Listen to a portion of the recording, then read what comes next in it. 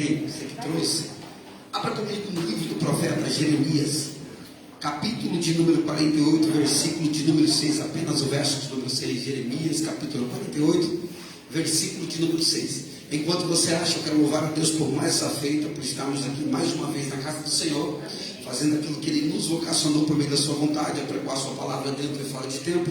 Quero louvar a Deus pela vida daquele que presida esta casa de oração, pastor Maurício, que Deus abençoe juntamente da sua distinta esposa.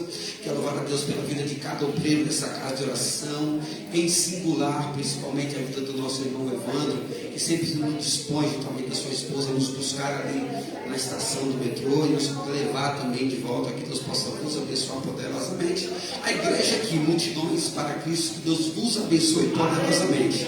Hoje é o último dia, né, pastor? Foi o primeiro na semana passada e hoje. Mas Jesus é bom o tempo todo e eu sei que não vai ser diferente da primeira vez. Quem achou Jeremias capítulo de número 48, verso de número 6, diga amém. Amém. Que diz assim: fugi, salvai as vossas vidas e sereis como tamargueira no deserto. Algumas traduções diferentes está escrito: fugi, salvai as vossas vidas e serei como arbusto solitário no deserto. Outras traduções vai estar escrito: fugi, salvai as vossas vidas e sereis como jumentinho solitário no deserto. Porém, a incógnita do texto é a mesma do prefácio, chamado arbusto solitário, ou tamargueira, ou jumentinho. Antes de você se assentar, declare comigo em alta voz, juntamente comigo, e diga assim: nessa noite serei abraçado pelas bênçãos, as misericórdias, as promessas da parte do Senhor sobre a minha vida, sobre a minha casa. Agora olha para esse estacionado e diga assim: seremos diferentes, porque viveremos o melhor. Aceite glorificar o nome do Senhor, por gentileza.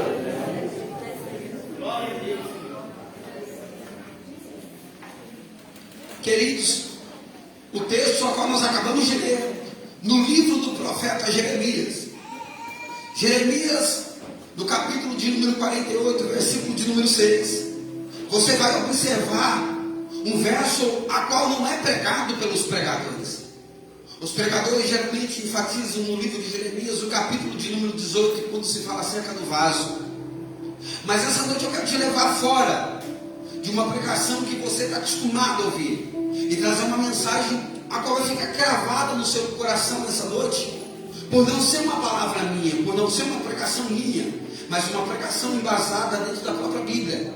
Vai dizer o texto sagrado que antes de acontecer o capítulo de número 48, versículo de número 6, a Bíblia vai nos dizer que a história de Israel inicia-se primeiro em 1 Crônicas, capítulo de número 24, aonde Davi vai assentar agora o trono de Israel, após Deus rejeitar a Saul como rei de Israel. Mas haja vista que quando esse menino, ainda menino Davi, vai se assentar no trono de Israel, ele é alguém que fora escolhido 14 anos atrás, no livro de 1 Samuel, dentro da casa de seu pai Jessé o Belemita, e vai ser derramado o óleo de unção sobre a vida de Davi. Porém ele não vai tomar iniciativa de assumir o trono no presente momento da unção, mas posteriormente, 14 anos, este Davi vai se assentar no trono de Israel após a rejeição de Deus para com Saul. E quando este Davi se assenta no trono, Israel está vivenciando o seu pior momento ministerial, espiritual, sentimental. Por que, pregador? Porque a Bíblia vai dizer que lá em 1 Samuel, quando Eli era sacerdote, juiz de Israel, seus dois filhos, que antecediam na porta do templo, que por o nome de Ofni e Finéias, eles estavam usurpando a oferta que era dada pelo povo de Israel, e eles não davam toda a oferta que Deus ali provia pelo meio do povo de Israel. Eles estavam tomando para si aquilo que não era para ser tomado. Mas o texto vai dizer que alguém vai chegar para ele e vai dizer que os seus filhos eles estão cometendo pecado, e os seus filhos estão prevaricando na porta do templo. Alguém declara para ele: Eli, porém, não vai tomar uma iniciativa nenhuma. Eli não repudia. Eli não vai lá e corrige seus filhos. Pelo contrário, Eli vai omitir o pecado dos seus filhos. E Deus observando, pastor Maurício, que Eli agora, como sacerdote, como juiz de Israel, ele observa e vê que ele deveria ter tomado primeiro a iniciativa como sacerdote, ter corrigido aqueles que estavam servindo à porta do templo, segundamente como juiz de Israel, punindo de alguma maneira para que não praticasse a mesma iniquidade. Porém ele se cala, e por se calar, o texto vai dizer que Deus começa a tirar a presença dele de cima do sacerdote Eli, deixando ele apenas com a nomenclatura de juiz de Israel. Ele começa a passar agora por um período aonde a velhice começa a o acometer. A velhice começa a tomar a ponto dele começar a ficar cego, perder as visões. Ele começa a perder a sua audição. Mas de imediato, esse Eli começa já a ficar antes da enfermidade física, ele já começa a ficar doente espiritualmente. Por que, pregador? Porque pela omissão do pecado dos seus filhos, ele perde a visão espiritual. Pela omissão do pecado dos seus filhos, ele perde a audição espiritual, a ponto de alguém dizer agora que Israel está vivendo o pior momento que poderia se viver, porque eles estão prevalicando diante da presença do Senhor. Só que Deus vai montar todo um cenário onde a nação de Israel vai observar e vai ver que o pecado cometido por Ofni e Finéias não pode ficar escondido. Por quê? Porque Deus vai pegar agora um sacerdote, Deus vai pegar um profeta por nome de Naum, capítulo de número 1, versículo de número 3, e vai profetizar para Israel dizendo que o Senhor é grande em força, é tardio em se irar, mas nunca vai dar um culpado por inocente. Quando esta palavra é liberada para Israel, alguém vai observar e vai tentar entender que profecia é essa que Naum está pregando. Alguém vai tentar assimilar a profecia de Naum, quando o contexto da história vai dizer que Deus vai preparar um cenário, e o cenário que Deus vai preparar é o cenário chamado cenário de guerra. E na guerra, muitas vezes há dois tipos de situações. A primeira situação, a situação que eu entro para vencer na guerra. A segunda situação é a guerra que eu entro e estou perdendo a guerra, mas entendendo que Deus já está no controle da guerra o tempo todo, em toda hora. Eu já vou abrir parênteses para dizer para alguém que está dizendo que já não suporta mais a vida pela qual está vivenciando. Eu vou abrir parênteses para dizer para alguém que já não suporta mais o problema, a dificuldade pela qual está vivenciando nesse exato momento, e está querendo abrir mão da chamada, da família, da casa, do lar. Meu Deus está dizendo: espera mais um pouquinho, porque está chegando providência para a tua casa. Espera mais um pouquinho, porque está chegando providência para a tua família. Você não vai entrar no declínio espiritual, porque Deus está trabalhando. Você não está ouvindo, você não está vendo, mas Deus está dizendo: no silêncio eu também trabalho, no silêncio eu opero, no silêncio eu manifesto a minha glória, para que você entenda que eu sou o começo, eu sou o princípio, eu sou o fim de todas as coisas. O texto vai dizer que Israel vai observar o cenário de guerra. Deus vai enviar Ofni e Finéias para ir diante da batalha diante dos filisteus. Os filisteus agora vão tomar a arca da aliança, que no Antigo Testamento era a maior representatividade da parte de Deus, por meio de um objeto esse feito de madeira de acácia, de aproximadamente 1,11 m de comprimento, 63 centímetros de altura por 67 de largura. Dentro dessa caixa havia 3 utensílios que simbolizavam a nação de Israel. O primeiro, o pote de maná que alimentou a nação lá no deserto, a vara de Arão que floresceu também no deserto, e as 2 tábuas da lei escrita por Deus ao Moisés levar lá no alto do monte. Sobre esta caixa havia uma tampa conhecida como tampa do propiciatório, que era revestida também de ouro por cima e por baixo, com 2 querubins, um de frente para o outro, para que todas as vezes que o sacerdote entrasse na presença do Senhor, a manifestação dele viesse entre os 2 querubins e ele falasse para com o sacerdote. Israel já não tinha mais a presença, Israel estava fazendo culto sem presença, Israel estava pregando sem presença, Israel estava cantando sem a presença, Israel estava entrando dentro do sangue do santo sem a presença, Israel se arrumava para a igreja, mas estava sem a presença, Israel colocava o melhor perfume, mas estava sem a presença, Israel observava que no santo do santo havia apenas um altar. Por quê? Porque a presença de Deus estava com os filisteus. Deus vai preparar um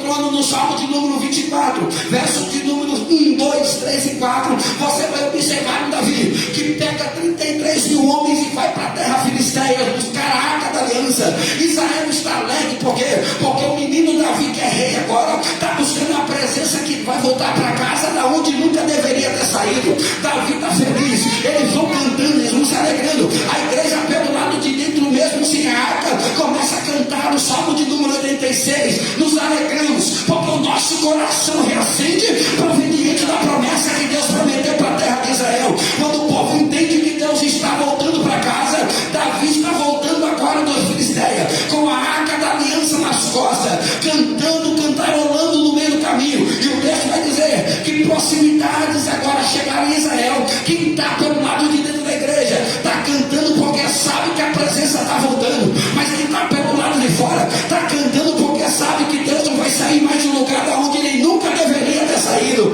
Quando o texto vai dizer que agora quem está pelo lado de fora canta em alta voz, mas quem está pelo lado de dentro também está cantando em alta voz. Mas no Salmo 24, verso de número 7, se você observar, tem uma palavra grifada em parênteses que diz assim, cela, e a palavra cela nesse original quer dizer glória. E quando Davi libera a glória, Davi está dizendo, fiquem em silêncio.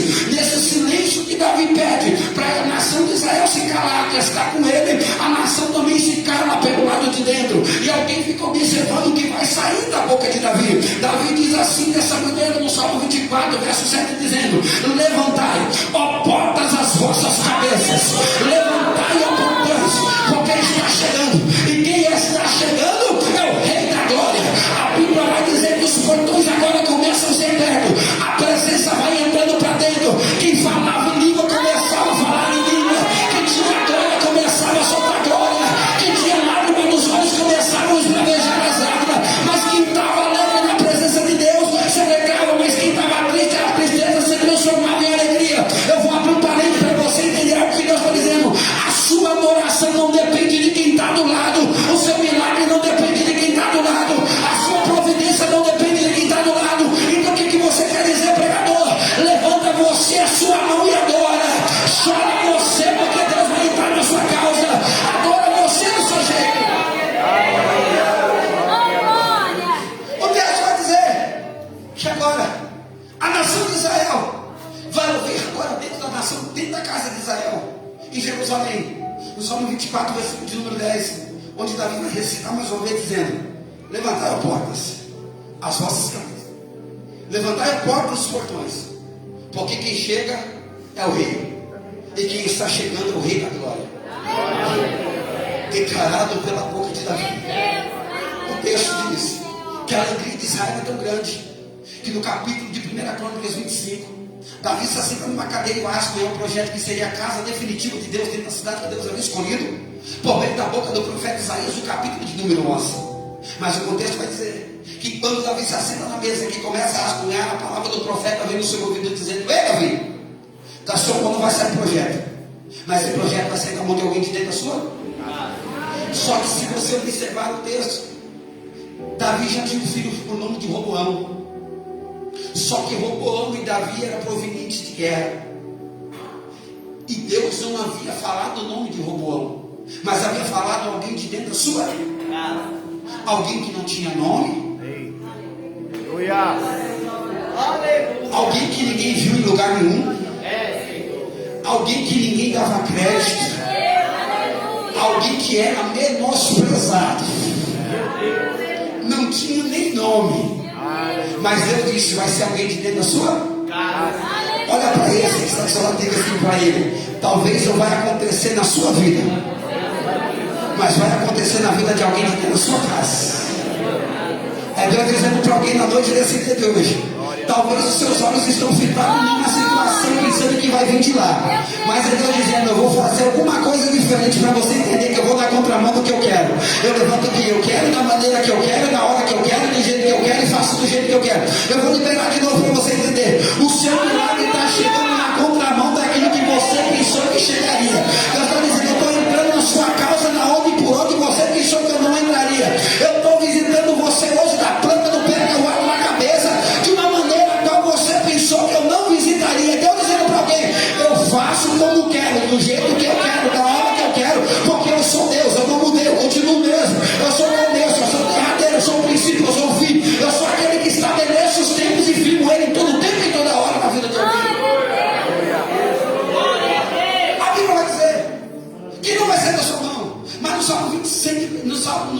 Em 1 Crônicas capítulo 26, o menino Salomão nasce. Só que não é exposto para Israel, é escondido. Do capítulo de 1 Crônicas 26 ao 28, o menino Salomão é escondido. E nesse intercalo passa-se um período de 36 anos, aonde o menino Salomão agora se conclui com 16 anos de idade. E dentro desse contexto, o menino está escondido com 16 anos de idade. E Israel não sabe que tem um menino por nome de Salomão no cenário. Por que, pregador? Não apresentar a Salomão, porque Deus guarda o melhor. Aleluia. A Bíblia me ensinou e te ensinou que a bênção não está no começo nem no meio, ela está No fim. Glória a Deus. eu vou falar aqui para você que entrou aqui hoje. Deus está dizendo: não te preocupe com o que aconteceu lá para trás, te preocupe com o que eu vou fazer a partir de agora. Eu vou liberar aqui, porque enquanto eu estou pregando, o Senhor fala no pé do meu ouvido. Diga para algumas pessoas aqui dentro hoje que eu vou fazer algo tão diferente na vida dele e dela, que ela ou ele vai ser surpreendido, não vai ser mais por pessoas não. Deus está dizendo: eu vou te surpreender para mostrar para você que eu não dependo de pessoas para fazer o que eu tenho para fazer. Deus está mandando dizendo, pega o ouvido de algumas pessoas aqui hoje: te preparem para viver o extraordinário de Deus. E o extraordinário de Deus vai vir incumbido de alegria, de transformação, de renovo, de vontade de viver, de vontade de ficar de pé, de vontade de ir para frente. Eu vou pregar aqui e vou dizer para alguém aqui que nem sonha mais, que nem projeta mais, pessoas que nem têm vontade mais de almejar mais nada. Deus está mandando te dizer: volte a sonhar, volte a projetar, volte a se levantar da onde você caiu, porque, pregador, a situação que você está vivendo não pode ser maior do que a promessa que Deus fez para a tua vida. O problema que você está vivendo agora não pode ser maior do que o Deus que prometeu para você. Eu vou dizer mais para você nessa noite: tudo que você está passando não é por uma má causa. Deus não coloca um projeto, Deus não coloca um propósito, Deus não coloca um processo na vida de alguém para que ele não venha suportar. Processos não são para matar pessoas escolhidas, processos não são para extinguir pessoas escolhidas, processo é para fortalecer você em meio a uma trajetória. Você não está entendendo até agora porque você está de pé, tomando tanta porrada diante de tanta acusação, diante de tanta calúnia, mas é Deus dizendo: ei, o processo que você está vivendo está te fortalecendo diante da trajetória que eu planejei para a tua vida. A enfermidade não pode ser o suficiente para te parar, palavras ao contrário não pode ser o suficiente para te parar, olhares atravessados não pode ser o suficiente para te parar. É Deus dizendo para alguém na noite desse dia de hoje: o que eu projetei para a tua vida não está incumbido dentro de palavras persuasivas de homens.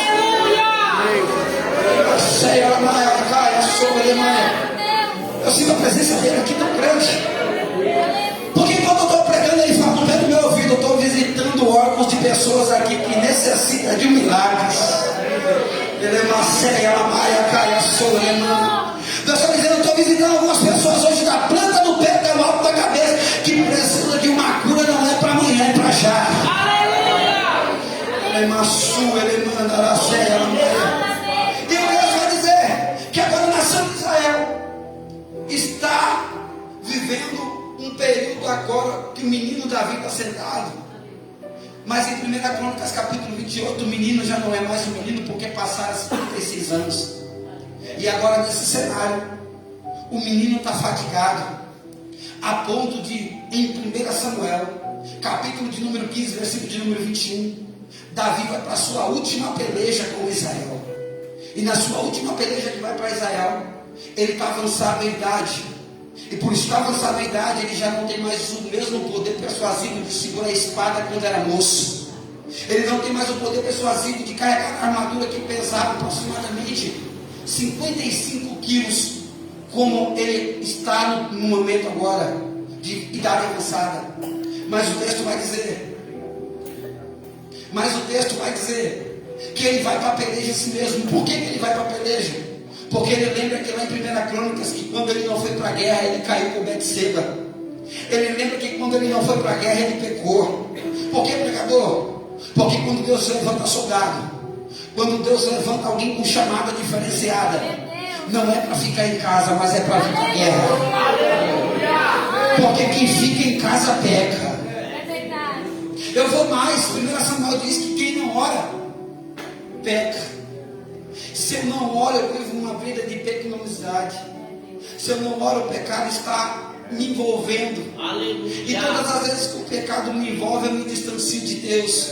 E todas as vezes que eu me distancio de Deus, eu preciso de atributos humanos para tentar transmitir a responsabilidade que já não é mais espiritual, mas é minha, pessoal. Eu já não consigo mais olhar no espelho e entender que a culpa já não é mais do sobrenatural. A culpa é no natural, porque foi eu que me distanciei do altar. Altar continua sendo um lugar de relacionamento. Altar no Antigo Testamento era um lugar de sacrifício, adoração, de comunhão e entrega. No Novo Testamento o altar era lugar de intimidade, lugar de busca incessante. Ai, pregador, o que mudou? É eu dizendo para algumas pessoas na noite desse dia de hoje: levanta o teu altar novamente, volta a orar como você orava, volta a buscar como você buscava.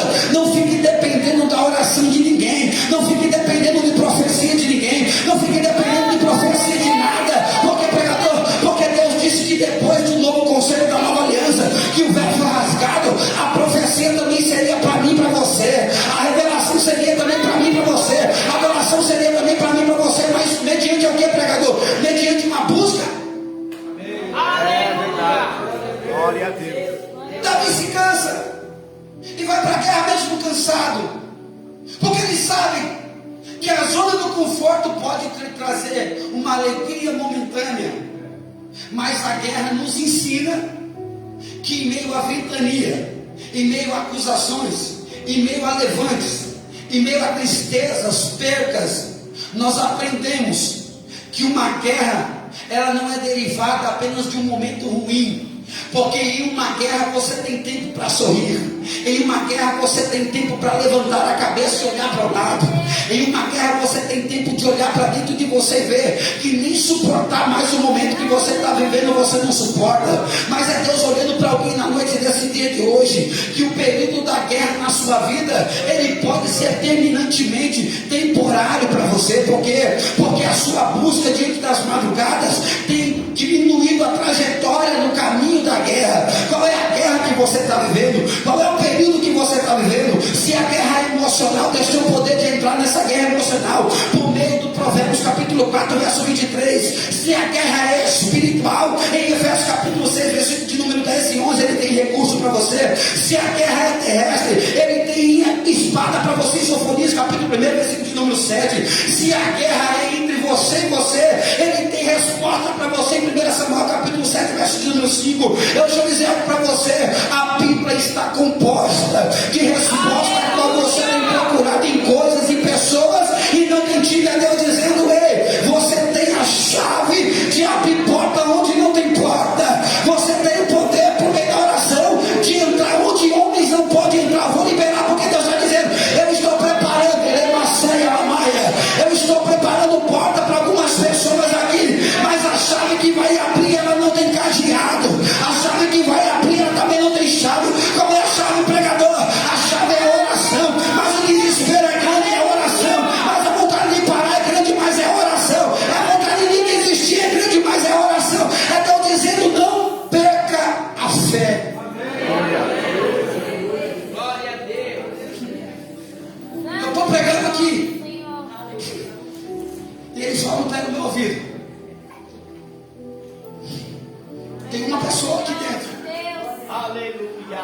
Santo é teu nome, Senhor. que de uma hora para outra essa semana sentiu um desespero tão grande, mas um desespero tão grande, e esse desespero fez você olhar para dentro de você e ver que você está sozinho ou sozinha.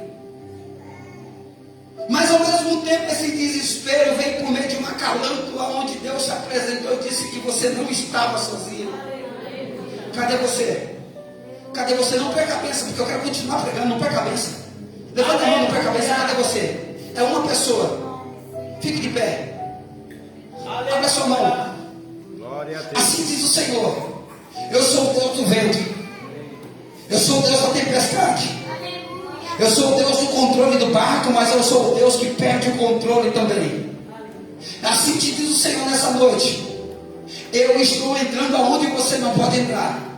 Eu entro dentro da sua casa hoje de uma maneira a qual tu nunca conseguiu entrar. E mediante esse desespero que você está vivenciando, porque está vendo tudo se fritando, e parece que você se sente incapaz de fazer alguma coisa para mudar e reverter essa situação. O meu Deus diz para você na noite desse dia de hoje: o que para você é perda de controle de situação, para Deus é apenas o princípio do novo. E assim te diz o Senhor na noite desse dia de hoje, para tu saber que eu falo contigo. Tu começou a sentir dores no corpo que você nunca sentiu antes, sim ou não? E assim me diz o Senhor: tu não vai morrer antes de ver eu entrar dentro da sua casa e ver o milagre acontecer no meio da sua parentela. Por que, pregador? Porque o adversário estabeleceu a queda e o declínio, a destruição da sua parentela. Porque ele te conhece, sabe que mesmo na pouca força não tem persistido em oração. Mas meu Deus diz: a enfermidade também não vai te tocar, porque eu sou o dono da sua vida. O Senhor está mandando te dizer na noite desse dia de hoje: te prepara, mulher, porque eu vou dar um livramento para alguém lá dentro, e esse alguém lá dentro vai ter que reconhecer que eu sou o Deus da sua vida e nunca te abandonei. Mas eu te digo mais, mulher, na noite desse dia de hoje, eu estou no controle da sua vida.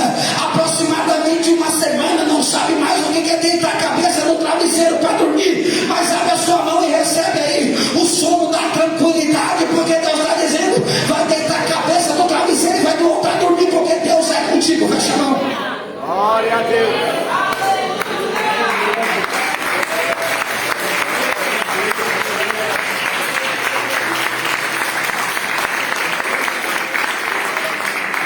Davi está cansado. Davi está fatigado, pastor Maurício. E no capítulo de número 29 de 1 Crônicas, pastor, a Bíblia diz que Davi vai fazer uma quebra de protocolo que nunca havia sido acontecido antes. 1 Crônicas, 2 Crônicas, 1 Samuel, 2 Samuel, 1 e 2 Reis. Algo que nem o rei antes havia feito. Qual é esse algo? Apresentar o rei estando um rei ainda vivo. Todo rei que era apresentado em 1 e 2 Reis, 1 e 2 Samuel, ele só era apresentado após a morte do rei que estava antecedendo a cadeira. Nunca antes do rei morrer. Davi pega Salomão, vai diante do Sinédrio de Israel e diz: esse moço aqui vai ser o rei de Israel. Porque no capítulo 29 de 1 Crônicas, o Senhor quer de Davi aquilo que já não pertencia mais a Davi, o espírito de Davi. Davi entende que é a sua hora de partida. O menino está com 16 anos de idade, uma nação de Israel diante dele. E a preocupação de Israel não era apenas em perder a Davi, mas olhar a juventude de um menino apenas de 16 anos e ver a incapacidade intelectual, moral e psíquica de alguém com 16 anos de idade para estar numa posição tão privilegiada de Israel. Davi morre, o menino assume a cadeira com 16 anos de idade. Em 2 Crônicas, capítulo 1, verso de número 1 ao 4, o menino senta na cadeira. E quando o menino senta na cadeira, no Antigo Testamento, a figurativa da cadeira de Israel significava cumprimento de promessa na vida de quem Deus havia escolhido para propagação como rei de Israel. Coroa sobre a cabeça, autoridade máxima tocada do céu sobre a vida de quem Deus havia constituído como rei de Israel. Mas o cetro na mão direita era a autoridade máxima de Deus, conhecido como teocracia, o governo de Deus por meio da pessoa dele, a direcionar por meio de homens estabelecidos na terra. Ou seja, Davi estava entregando para Salomão um poder que já não era mais de Davi, era Deus entregando para o menino Salomão com 16 anos de idade. Quando alguém da nação de Israel vai olhar e vai dizer, no adjetivo pejorativo, vai dizer: é apenas um menino que não sabe pregar, é apenas um menino que não sabe cantar, é apenas alguém que não sabe reger, é apenas alguém que não sabe nem falar direito, mas está lá na posição que Deus colocou. Eu vou liberar porque eu ouvi glória a Deus. Deus não escolhe pessoas por intelectualidade, Deus não escolhe pessoas por grau de conhecimento, Deus não escolhe pessoas por grau eclesiástico, Deus não escolhe pessoas por poder aquisitivo e nem por fisionomia humana. Deus escolhe pessoas. Deus levanta quem Ele quer do nada. Ele pega o menino que não era nada e coloca sentado na mais alta posição de Israel. Eu vou liberar isso aqui porque isso aqui é muito forte. É Deus dizendo para alguém na noite desse dia de hoje, que está se auto-menosprezando, dizendo que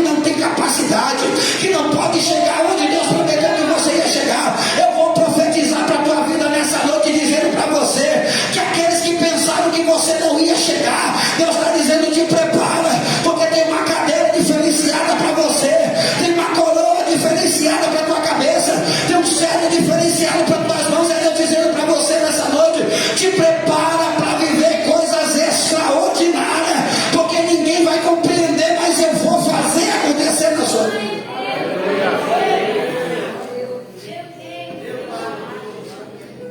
A Bíblia diz que o menino senta e vai levar 7 anos para construir o templo. Leva-se 7 anos pela construção do templo. E depois de 7 anos de construção, Salomão vai inaugurar o templo. E na mesma liturgia que ele viu o seu pai fazendo os cultos, ele vai fazer. Ele pega os levitas, coloca na porta do templo com gaitas de fora, pandeiros, pífanos, tamborins, gaitas. Ele coloca no meio da nave da igreja os sacerdotes com as 2 mãos erguidas para o alto.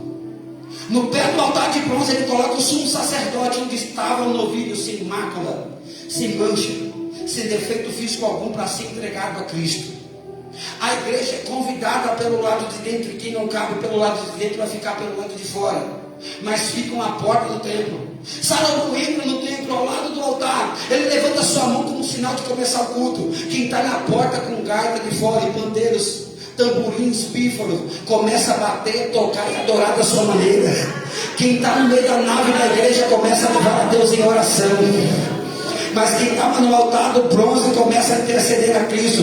E mediante a adoração que acontece dentro daquela igreja, do templo do Senhor, a Bíblia vai dizer que do céu vai vir um fogo que vai consumir o holocausto sobre o altar. Mas a definição de fogo no Novo e no Antigo Testamento, apenas 2 definições para fogo. Qual é, pregador? A primeira definição de fogo é para purificação, e a segunda definição de fogo é para limpar. Ou seja, Deus estava dizendo: nessa noite eu não vou só aceitar o sacrifício de vocês, eu vou liberar de novo. Nessa noite eu não vou só apenas aceitar a sua adoração, mas eu vou limpar o que está sujo e vou purificar, para você entender que eu sou Deus que está no controle de todas as coisas. O texto vai dizer que a casa é tomada de uma fumaça a ponto dos umbrais ou pilastras do templo começarem a sacolejar, e quem está dentro não consegue sair, quem está fora não consegue entrar. Alguém vai olhar e vai ver que a glória de Deus, mediante a adoração que estava acontecendo dentro da igreja,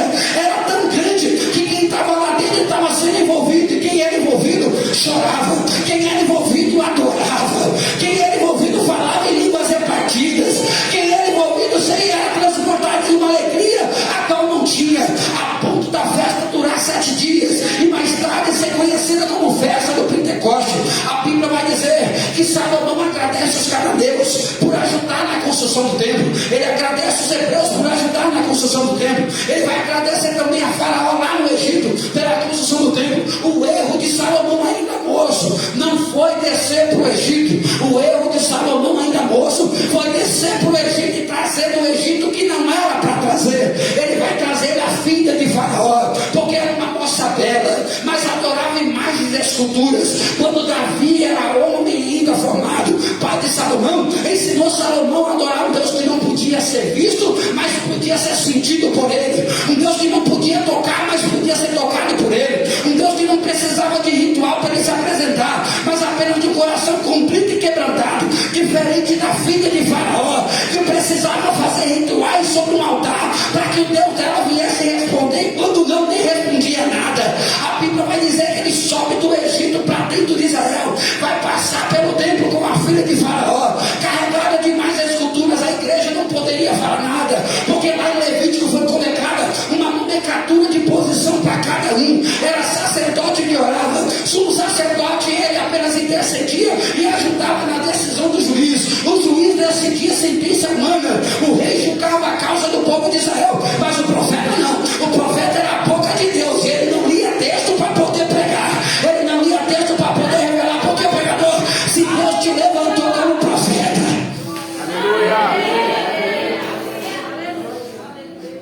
se Deus está te dando revelações, se Deus está te dando visões, não te preocupe com protocolo, porque Deus é especialista em quebrar protocolos. Eu vou liberar isso aqui, eu vou liberar porque Jeremias, eu vou chegar lá já, não vou nem entrar agora, vou chegar. O texto vai dizer que o profeta agora está incumbido a profetizar, então os membros da igreja não poderiam falar para Salomão que ele estava errado. Deus levanta Sofonias, capítulo 1, versículo 6, vai reprimir a Salomão no particular. Porém Salomão não quer ouvir, porque a beleza da filha de Faraó era tão grande que não deixava ele voltar mais para o altar. Deixa eu abrir um parênteses para dizer algo para você. A partir do momento que você foi aceito por Cristo Jesus, você já não tem mais livre-arbítrio de voltar para trás. Eu vou liberar isso aqui para você entender de novo. Uma vez que você foi aceito por Ele, levantou a sua mão e professou sua fé, esqueça, filho, que você já não faz parte do mundo mais. Como assim, pregador? Pode até lá na festa, mas ninguém vai dar nada para você beber. Pode ir lá na festa, mas ninguém vai querer dar cigarro para você fumar. Pode ir lá na festa, mas alguém vai olhar para você e vai dizer que você é estranho. Por quê? Porque a Bíblia diz que aonde há trevas, aonde há luz, as trevas não podem prevalecer. Eu vou dizer mais para você: a treva não é nada mais ou nada menos que a ausência de luz. Se tiver luz, não vai ter treva. Ele diz aí para alguém: está apagado, não prega mais, não quer fazer mais nada na igreja, não quer nem vir para a igreja, mas ainda é sem luz. Se entrar lá, alguém vai ver que tem a presença.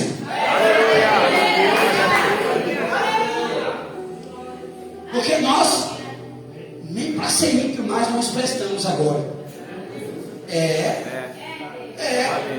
Só que dentro da igreja eu tenho a liberalidade de me aproximar do altar ou me distanciar, sim ou não? Sim.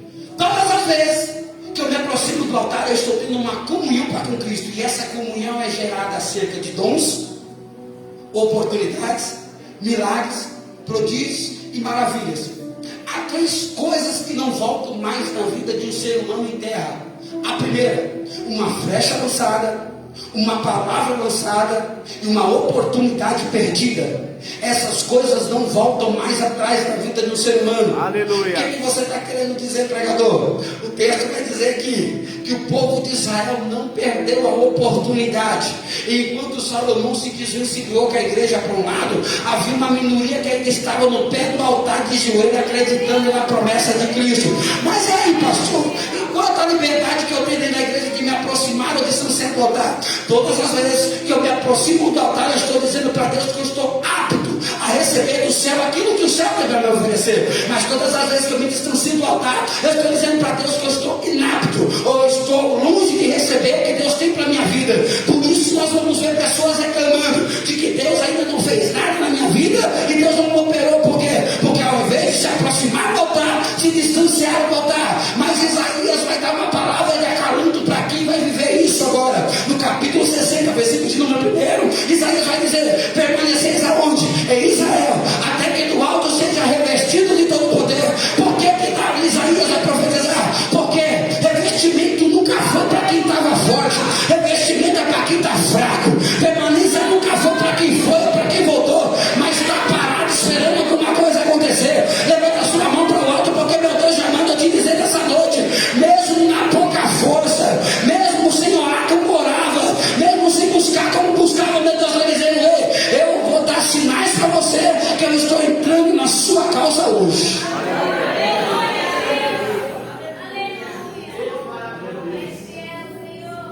Tem uma pessoa aqui do sexo masculino que no período de 2 para 3 semanas tem sentido pontadas de baixo para cima em um dos seus 2 lados. Sexo masculino tem sentido fisgadas, pontadas, como fosse agulhas subindo de uma hora para outra a ponto de chegar a sentar. Cadê você, varão? Não é toda vez, mas acontece no período de 2 ou 3 semanas. Cadê você? Não perde a bênção, hein? Depois vai falar assim: era eu, pastor. Eu falei: não lembro, irmão, não era para mim, era para você a bênção. Cadê? Não vou insistir, cadê? Não fique com vergonha, porque nós vamos ter esse negócio de vergonha, até na igreja, né? No hino médico a gente tem vergonha, até na igreja para receber o milagre às vezes a gente tem vergonha. Cadê o varão? Não quer? Então vou continuar a mensagem. Não quer receber o manto? Não quer receber a cura? Não vou insistir. O texto diz que agora, dentro desse contexto, Israel está vivendo o seu momento. E nesse momento que eles estão vivendo, eles olham para dentro dele, pastor Maurício, e vê que a igreja foi quebrada. E ela não quebrou quando Roboão e Jeroboão assumiu a igreja. Não. Ela quebrou quando Salomão ainda era o anjo da igreja. E quando Salomão era o dono da igreja, Foi de fácil entendimento, porque o menino sentou muito novo na cadeira. Ele errou como nós erraríamos. Ele errou como nós poderíamos ter errado também. Salomão vai morrer em 1 Crônicas capítulo 2, verso número 29, vai ser enterrado na terra dos seus pais. Porém, Roboão, seu filho, assume Israel. E quando ele assume Israel, a Bíblia diz que Jeroboão também vai tomar parte de Israel. Dividem a igreja em duas partes, 10 partes para o sul, 2 partes para o sul e 10 partes para o norte. Alguém fica com 10 igrejas e alguém vai ficar com 2 igrejas. Alguém vai ficar na cidade de Judá, mas alguém vai ficar também no mesmo parâmetro. Porém, vão dividir a igreja dentro do mesmo contexto. Aí a Bíblia diz que agora, em 1 Reis, vai acontecer algo que nunca havia acontecido. Qual pregador? Um rei, por nome de Baasa, vai morrer. Elã, seu filho de 22 anos, vai assumir o trono. E quando ele assumiu o trono, o texto diz que aparece Zinri no cenário, guardião da guarda de Israel. Ele olha e vê que a cadeira que Zinri vai sentar é uma cadeira diferenciada. Ele vai ver que a coroa que Zinri Elã carrega na cabeça é uma coroa que chama atenção. Vai ver que o cetro e a posição que ele está vivenciando naquele momento chama atenção. Então Zinri elabora um projeto maquiavélico dentro do seu coração e diz: eu vou preparar um jantar, um almoço. Prepare 1 Reis capítulo 16 um almoço. E Elã agora vai almoçar com a sua esposa e seus filhos. Mas Zinri entra no cenário com uma espada na mão, mata o rei de Israel, a espada, a mulher e os filhos, tudo porque ele queria Acá. Aleluia. Cadeira chama atenção, posição chama atenção, autoridade chama atenção. Só que deixa eu dizer algo aqui para você. Ainda que alguém toque em tudo que você tem, ainda que alguém toque nos bens materiais que você possa obter, tem algo dentro de você que foi dito por Isaías capítulo 60, versículo de número 7, que ninguém pode tocar. E qual é, pregador? A unção que despedaça todos. Eu vou liberar isso aqui de novo. Matou Elão, mas não pode ficar com a unção. Porque cadeira tomada inapropriadamente, ela mata. Promessa que não é minha, não é sua, ela mata. Processos que não são meu e seu, mata. Como assim, pregador? Para de pegar com a sua mão aquilo que não é seu.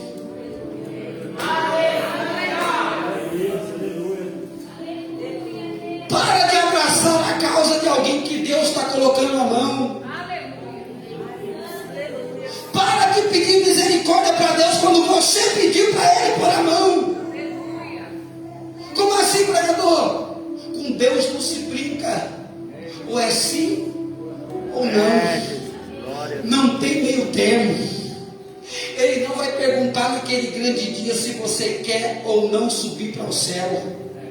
Você vai ter que estar incumbido dessa certeza. Mas o não você já tem, mas o sim você vai ter que galgar por ele.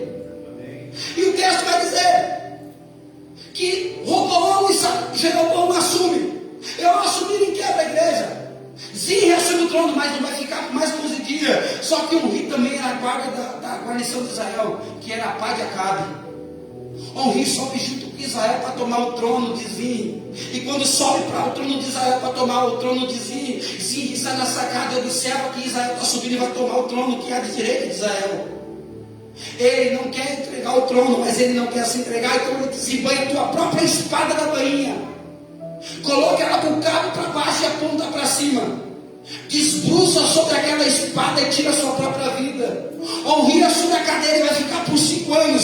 Só que Onri vai comprar no alto de uma montanha por 30 minas de prata, o que mais tarde seria conhecida como Samaria. E o texto diz que depois desses 5 anos, Onri morre. Quem vai assumir o trono é Acabe. Acabe vai prevalecer.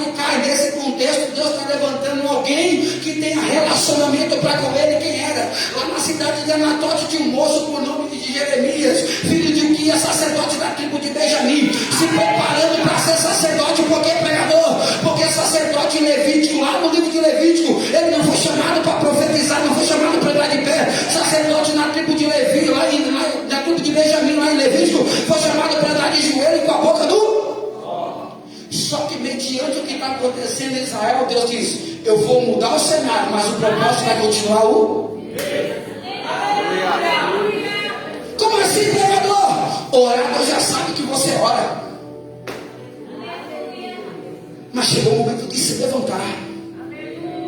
E se levantar, está aí o negócio. Se eu sei que o momento não era para eu me levantar dentro das minhas concepções, mas é Deus dando uma ordem. Jeremias, capítulo 1, fica de pé, porque hoje eu vou falar com... Jeremias não vai profetizar primeiro para as nações circunvizinhas, não. Porque o pecado na nossa geração hoje, de pregadores principalmente, é pensar que fazer missão é viajar aos 4 cantos da terra, quando eu primeiro tenho que fazer a missão dentro da minha casa. O pecado da nossa geração de hoje de pregadores, pastor Maurício, é querer alcançar os 4 continentes, quando nós não alcançamos nem os nossos filhos dentro de casa. Queremos pregar para todo mundo, cantar para todo mundo, profetizar para todo mundo, mas deixamos alguém dentro de casa que não quer nem ouvir falar do meu nome e do seu nome. Meu Deus. E não é por aquilo que nós falamos, muitas vezes é pela atitude que nós temos. Quando Deus levanta Jeremias, não é para profetizar para fora, mas é para profetizar para dentro. A ponto de Jeremias, capítulo 1 de Jeremias, verso número 4, dizer: ah, Senhor, que eu sou como criança que eu não sei. Por quê? Porque ele não foi chamado para falar. Ele diz: ah, Senhor, que eu não vou ir. Por quê? Porque ele não foi chamado para ir. Porque ele sabia que a vida de sacerdote era de joelho com a boca do... Mas aí Deus olha para ele em Jeremias capítulo 1, verso número 5, e diz: ah, Jeremias, antes que te formasse no ventre da sua mãe, Glória a Deus. eu já te conhecia. Antes de sair de lá para fora, eu já havia te constituído e te consagrado e santificado por profeta na nação. Jeremias, e tudo que eu mandar você falar, Jeremias, você vai falar. Aonde eu mandar você ir, você vai ir. Porque você será a minha boca na terra, Jeremias, e será a palavra para a nação, Jeremias. Jeremias, não rebate mais. E eu vou correr, porque Deus está me dando os mantos aqui. Eu quero correr na mensagem para entrar nos mantos já. O texto diz que no capítulo 1, Jeremias, capítulo 1 ao 6, Jeremias vai profetizar para dentro de Israel o arrependimento. Capítulo 6 ao capítulo 12 é arrependimento considerado de proclamação de salvação. Capítulo 12 ao capítulo de número 18, Jeremias não vai profetizar mais nada, porque no capítulo 18 o convite para Jeremias é: levanta e desce lá na olaria, porque eu vou falar com... Jeremias desce porque ele vai ver qual era a real situação de Israel. Porque Israel estava distanciando do altar pelo pecado de Salomão, lá em 1 Crônicas. Por isso que antes de Salomão morrer, 1 Crônicas capítulo 7, versículo número 14, aonde nós ouvimos direto muita gente recitar dizendo: se o meu povo, que se chama pelo meu nome, se humilhar, orar e buscar a minha face, eu sararei as vossas terras e curarei as vossas. Porque ele sabia do rumo que ele tinha dado para Israel. Porém, Jeremias se levanta e dentro da olaria, no capítulo 18, ele vai ver qual é a real situação de Israel. A real situação é figurativa do capítulo 18. Qual é a figurativa, pastor?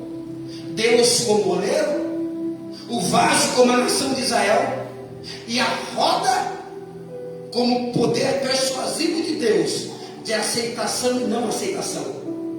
Observe o texto. Jeremias desce pisando na olaria e ele vai observar que o oleiro tem um vaso sobre as rodas. Só que o vaso estava aqui. Quem foi que trincou o vaso? O oleiro? O profeta? O vaso trincou-se só? E qual foi o dia que o vaso trincou-se na presença de Deus? O dia que se distanciou do altar. A longevidade do altar me gera fissura. Eu vou abrir de novo, porque se eu peço que Deus já volto para a Aleluia. A distância do altar abre fissuras em mim. Quem vai em uma loja de vaso e compra um vaso para colocar na mesa de centro para receber visita? Quem vai numa loja e compra um vaso para colocar de destaque na porta de casa se ele estiver trincado? Porque ninguém quer vaso trincado por perto. Vaso trincado não para água. Vaso trincado não para azeite. Vaso trincado, vai na igreja, chora, canta, profetiza, rodeia, sapateia, mas volta para casa vazio porque estava trincado. E o texto diz que ao manipular o vaso sobre a roda, o vaso quebrou. O que era uma fissura virou agora uma quebrar. E por se quebrar, quem tem o poder na palma da mão, em Isaías capítulo 43, versículo de número 3, a ponto de Isaías fazer a figurativa de Jeremias capítulo 18. Isaías diz: ainda antes que houvesse dia, eu sou. Pronto. Por que, pregador? Na olaria da Palestina se trabalhavam diante do dia, porque o azeite não era suficiente para manter a lamparina acesa durante as noites. Mas aí entra Isaías, mais uma vez, no capítulo 43, 13, parte B, dizendo: e não há ninguém que possa escapar das minhas. Ponto. Porque ele estava com a mão sobre o. Só que no capítulo 43 de Isaías, versículo de número 13, a parte C vai dizer: não é mais apenas uma exclamação, não é mais uma vírgula, não é mais dois pontos como continuação do que eu vou falar, mas agora é uma interrogação dizendo para quem estava quebrado, operando Deus.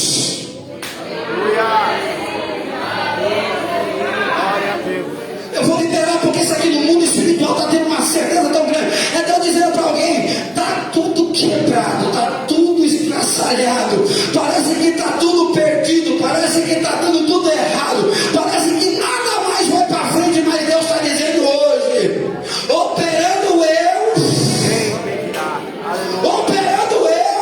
é uma pergunta que Deus faz.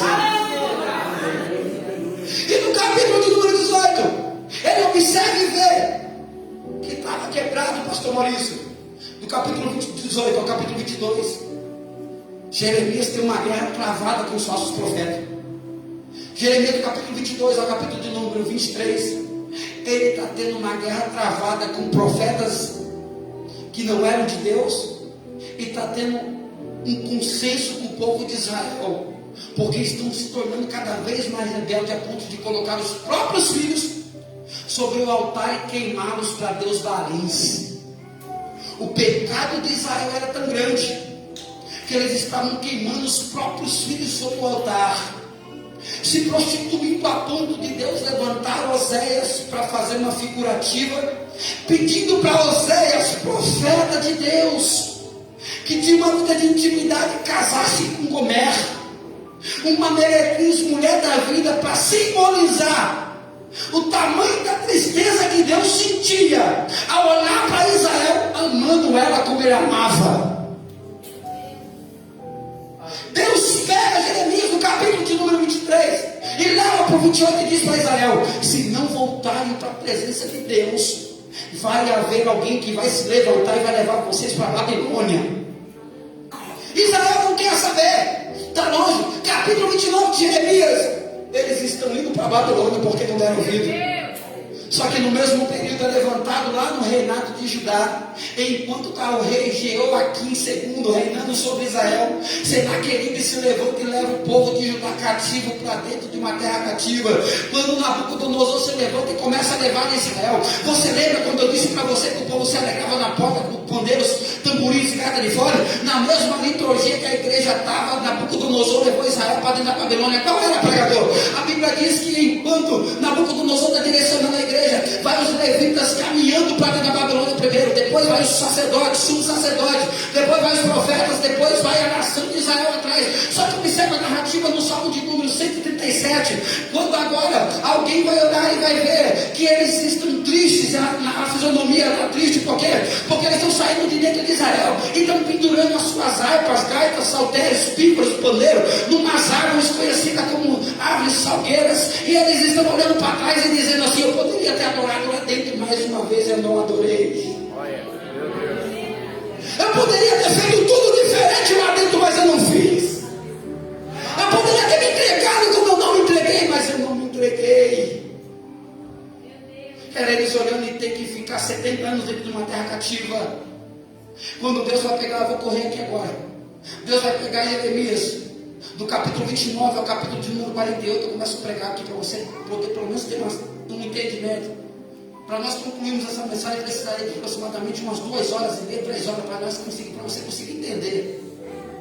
O texto vai dizer que Jeremias, Deus levanta Jeremias e diz: profetiza para os Moabitas. Quem eram os Moabitas? Os Moabitas eram os descendentes de Ló, lá em Gênesis. Só que os Moabitas, toda vez que alguém se levantava contra Israel, os Moabitas também eram os primeiros a lutar contra Israel. Ou seja, por isso que você vai ouvir pessoas dizendo que nem todo mundo que está em Israel. Por quê? Porque nem todo mundo que está na igreja é cristão. Nem todo mundo que está em meio a uma multidão é aquilo que alguém quer que ele seja. Aleluia. Por quê? Porque você tem uma digital única. O nome pode ser parecido, mas a digital é diferente. A fisionomia pode ser parecida, mas o genoma é diferenciado. A genética é diferenciada. Os cromossomos são diferenciados. Quando alguém agora vai ouvir a mensagem de Jeremias dizendo: ei, Moabitas, fugis, salvai as vossas vidas e sereis como tamargueira no deserto, o arbusto solitário no deserto. Por quê? Quem em sã consciência quer receber um convite para entrar no deserto? Quem em sã consciência quer receber um convite para entrar em processo? Só que Deus disse para Jeremias: diga para os Moabitas fugir para o deserto e salvar a vida deles. Porque eu vou simbolizar eles como uma tamargueira no deserto. Eles foram para o deserto sem entender. Foram questionando que ia faltar o calçado, ia faltar o alimento, ia faltar tudo mais. A presença de Deus ia estar lá. Por quê? Porque a tamargueira no deserto, ou arbusto solitário no deserto, é uma árvore que cresce até hoje no sul da Palestina, nos desertos de Israel. Ela tem aproximadamente 8 metros de altura, 2 metros de tronco, o restante de caule e folhas e um fruto adocicado. Porém, é uma árvore que não precisa de sombra e nem água por perto para crescer, porque ela cresce mesmo com a pressão do sol. É alguém olhando e dizendo: agora eu quero ver o que vai ser dele e dela lá no deserto. Mas no deserto vai crescer sem sombra. No deserto vai crescer sem água por perto. No deserto vai florescer como ninguém queria que você florescesse. Porque o convite para o deserto dentro da metanoia humana é loucura, mas dentro da psique de Deus é coisas extraordinárias. Olha para esse que está do seu lado e diga: vai viver o extraordinário. Só que o texto diz que o segredo da tamargueira não está em crescer para cima, mas o segredo da tamargueira, o arbusto solitário, está em crescer para... Por quê, pregador? O texto, ou vamos tirar um pouco do texto aqui, vamos levar um pouco para dentro da geografia. Há 3 tipos de solo no deserto: rochoso, areoso e petrificado. Porém, a raiz da tamargueira não tem ferro de ponta para passar por cima, para passar por dentro. Só que todas as vezes que aparece o rochoso, o areoso e o pedregoso, ela não passa por dentro, ela passa por... Como assim, pastor? Não é para impor quando não é para impor. Não é para discutir quando não é para discutir. Não é para fazer quando não é para ser feito. Não é para se oferecer quando não é para se oferecer. Como assim? Haverá um momento que toda rospudez ou que toda trepidez vai virar apenas um acesso para você passar por aquela moça que está de preto ali. Fique de pé. Atrás daqui está com a criança. Isso, você que isso, fique de pé. Enquanto eu prego aqui, Senhor dizia assim para mim: diga assim para ela, Aleluia. que eu estou trazendo um avivamento para dentro dela, ainda por esses dias. E tudo que estava paralisado no mundo, material, profissional, principalmente, o meu Deus está dizendo: hoje eu entro em desamarro. Porque aonde foi decretada uma palavra de perda, aonde foi decretada uma palavra de tristeza, Deus está entrando hoje, está mudando todo o cenário. Eu vejo um papel sendo assinado ao teu favor nessa noite.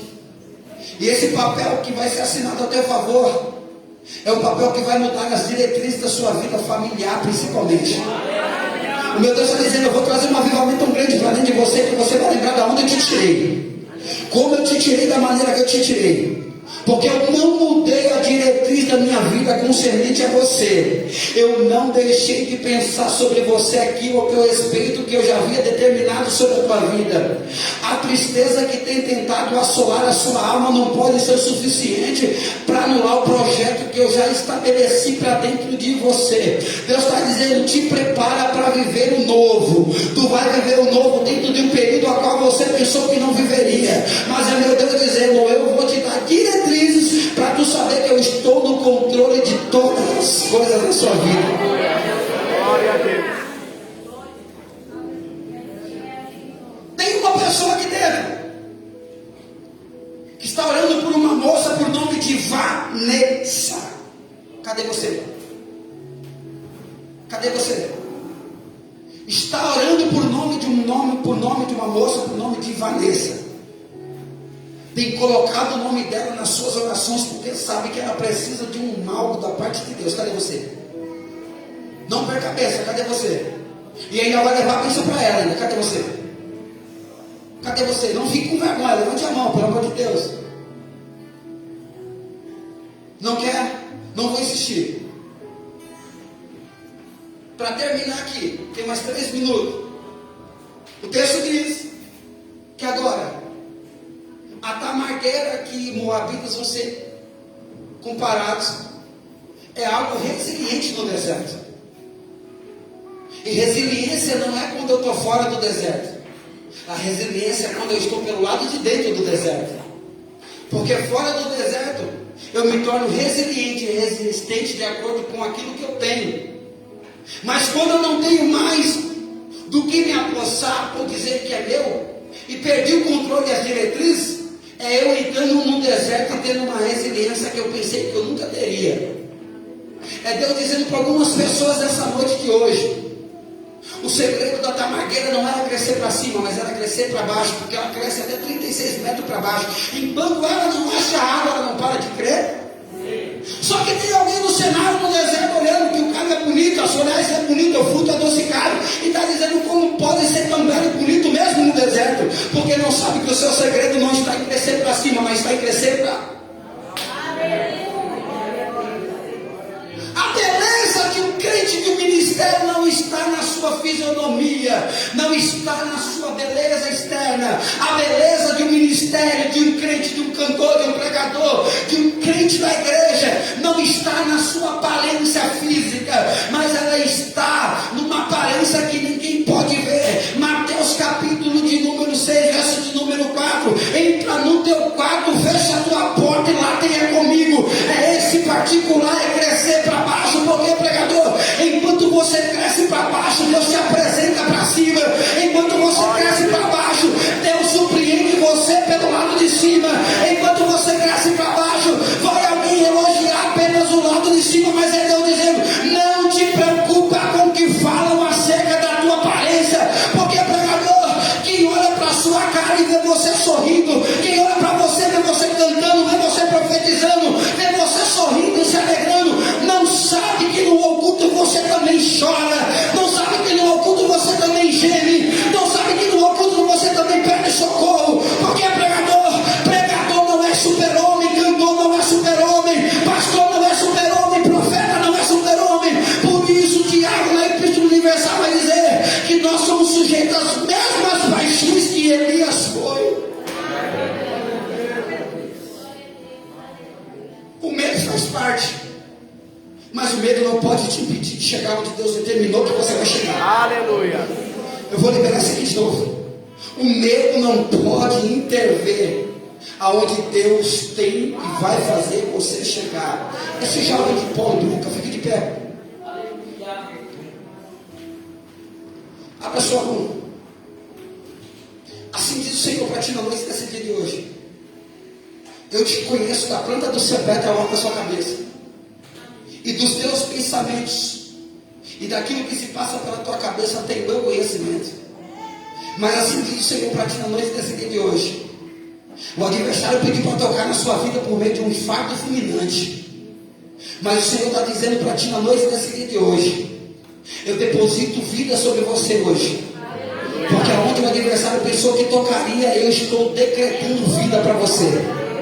E mais te diz o Senhor na noite desse dia de hoje: te prepara, moço, porque tem algo novo para acontecer na sua vida. Os seus olhos vão se alegrar por aquilo que Deus vai fazer na sua vida, mediante o livramento que Deus te deu hoje. Porque a morte disse: eu vou tocar, mas eu disse não, porque eu vou dar vida para ele.